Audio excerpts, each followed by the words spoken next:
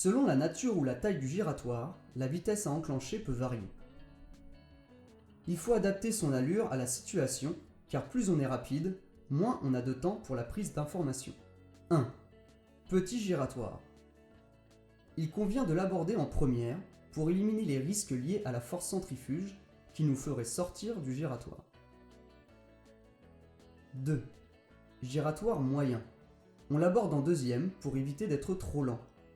Il est possible de gérer ce giratoire simplement grâce au régime moteur, sans accélérer pour faciliter la prise d'information. 3. Grand giratoire.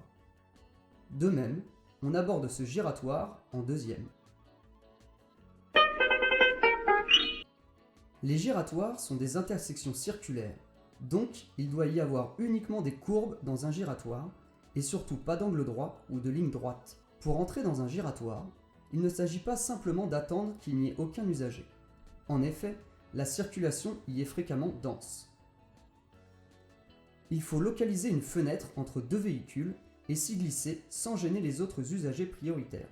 Afin de déterminer le bon moment pour s'insérer, il faut gérer l'allure et la trajectoire des autres usagers pour se synchroniser en adaptant son allure. Il y a 3 paramètres à gérer absolument dans un giratoire. 1. Gestion des contrôles pour se protéger et protéger les autres. 2. Gestion de sa trajectoire pour assurer une fluidité avec les autres usagers et un bon placement. 3. Gestion des clignotants pour avertir les autres usagers de nos intentions. Le danger le plus courant est de trop accélérer et de courir après le véhicule précédent sans gérer correctement les contrôles, la trajectoire et les clignotants. En effet, la mécanique ira toujours plus rapidement que la biologie. Il faut ramener l'allure de la mécanique au rythme de la biologie.